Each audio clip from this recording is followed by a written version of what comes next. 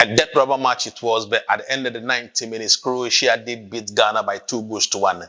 A match where we lost, but I mean, nobody seems to be concerned, knowing very well that prior to the start of the match, FIFA had already confirmed that Ghana had qualified to the round of 32. It is an incredible match because if you look at the match from a tactical angle, the Black Stars did battle. The Black Stars did come into the game and they did their utmost best. But at the end of the day, the Croatians were just a bit superior, not in terms of technicality or tactical wise, but they got the most important things. But one thing that really struck me before the start of the match, that Ghanaians were happy to lose. Ghanaians were not really enthusiastic about them winning because they I think that when you look at the permutations carefully, you realize that when Ghana places second, they're either going to face Portugal, but when they place third, the probability that they are going to face Colombia looks higher. And Ghanaians were happy, or Ghanaians prior to the game were happy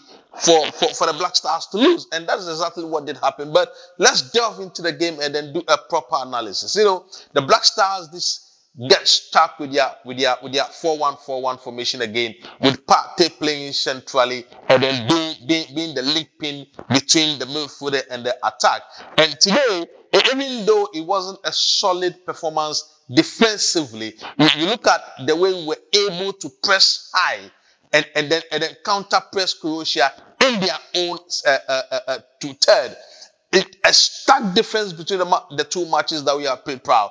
Against Panama, we were very, very defensive. Our defensive shape was way back. Against England, the same shape. But against Croatia, we were relentless. We attacked. We pressed high up the pitch. So it just tells you that the Black Stars can press. They can play an attacking football if they so desire. But you look at what was at stake, and I can tell you confidently that technically, there was actually nothing really at stake because the Black Stars had already qualified. So what we really wanted to see if we can go out there and then create enough chances. And I can tell you for 90 minutes, the Black Stars did create enough chances where if we had scorers, if we had center forwards, if we had strikers who were that great, we should have taken the day. We should have gotten a lot more goals than the one consolation goal that we got from Lucasen. Fantastic free kick delivery and fantastic connection. The initial goal was flagged as offside, but at the end of the day, when VAR came in, they realized that no, the player that was offside did not interfere in the play leading to the goal, and it was a decision that many thought if it had been taken in the prior match where Ghana faced England, then Ghana would have gotten the penalty and probably scored a penalty goal. But in a whole, I would say that the mission has been accomplished. The mission was to get out of the group stages and then go into the round of 32, which has been accomplished. Now the question is that, do we have enough reserve? Do we have enough in our tank to go into the round of 32 and then move into the round of 16? Because don't forget that the round of 32 is going to be tougher. It's going to be more difficult. It's going to be more exhilarating. It's going to be more daunting than what we did face in the group stages, because you are now going to face teams that are coordinated, teams that are stronger technically, tactically, teams that have players who are able to play football, you understand? Because if you look at the group stages, we have teams that are not up there. We have teams that, that did not come to the party. Most of those teams have gone home. And now you're going to face teams that are willing to go out there and then battle. You're going to face teams that have been touted to be front runners to win the World Cup. So is Ghana ready? Is Ghana prepared? Is Ghana well, prepared to go into the round of 32 and then make an impact? Because I do believe that if you look at the way we played today against Croatia, where we needed to go out there and then express ourselves technically, tactically, and then to see if we could play an attacking football in a sense where in the first two matches we were not able to express ourselves in attacking sense because we were overly defensive. I think that we were able to express ourselves in a more attacking sense because if you look at the number of chances that we were able to create, the number of decent goal scoring opportunities that we were able to create, it just tells you that if we are able to transition the ball a bit more, we would be able to, withstand the test of time. But I would say I would say that on the day, Benjamin Asare, even though he conceded 2 goals, was fantastic on the day because he did make some crucial saves. You see, you look at the saves that he did and juxtapose that to the goals he scored, and you realize that there was absolutely nothing that he could have done about those goals. But yet again, you look at his composure, his demeanor, his composure under pressure, and you realize that he has got confidence, he's got some temerity, he's got some composure about him. And to me, it's a really good thing. And then look at our defensive setup today. I wasn't really happy, because there were spaces in behind the defensive lines where the Croatians were able to take advantage of. And then you look at the way their second goal came about, practically a free header.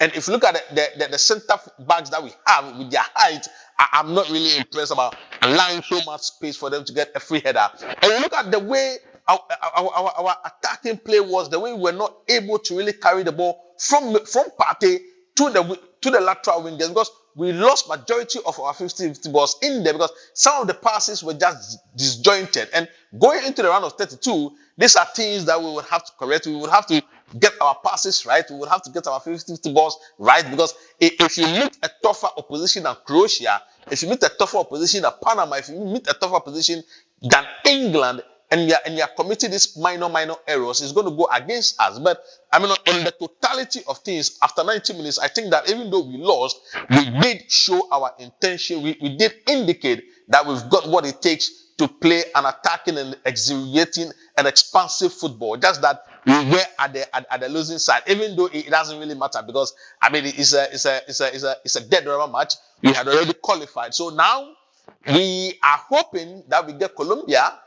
Even though I know a lot of Ghanaians are not wishing to play Portugal because they have a lot of sympathy for Cristiano Ronaldo, they might think that if Ghana should knock Portugal out of contention and then move into the round of 16, then it means that Ronaldo might not have an opportunity to win the World Cup that he so much craves. So on the whole, I would say that Ghana did lose, but they did play very, very well. In the group stages, England did top the group with 7 points after having beaten Panama, Croatia, and then drawn with Ghana.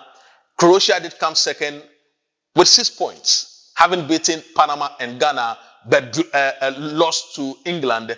And then Ghana came third after having beaten Panama, drew with England, and then losing to Croatia by 2-1. So this is the standing of the group, and England, Croatia, and Ghana have qualified from the group, and Panama is packing their bags home. Ghanaians are happy because prior to this tournament, to be sincere with you, majority of the people were not enthusiastic. Majority of the people were not confident in this team. They were not confident in the fact that Ghana would have qualified into the round of 32. But I mean, they've proven people wrong, especially me. They've proven me wrong, because in the match against England, I thought that we were going to be walloped. I thought that we were going to lose that match crazily, but we did play well. And the fact that we have been able to go out of the group stages and then qualify into the round of 32 is just a testament to the resilience. It's just a testament to the work ethic that Carlos Queiroz has come in and done. Because to be sincere with you, prior to his appointment, the team was in shambles. The team was not doing very well because we had lost about 7 consecutive matches prior to the start of the World Cup. But this World Cup, he has come in, he has studied the ship, and notwithstanding the fact that he was brought in, I think, a couple of weeks just before the start of the tournament. But so to come in that late, study the ship, and then get a team out of the group stages into the round of 32, to me, is a good achievement. But we just hope that when we go into the round of 32, no matter the team that we are going to face, we have to try as much as possible to play an attacking football. Because for how long are we going to be in the defensive shape and then consider a lot of chances? So I think that we've got an attacking talent for us to be able to match every team boot for boot. But I mean, the coach knows best. But all the same, I think that Ghana did play well, and I wish Ghana all the best in the round of 32.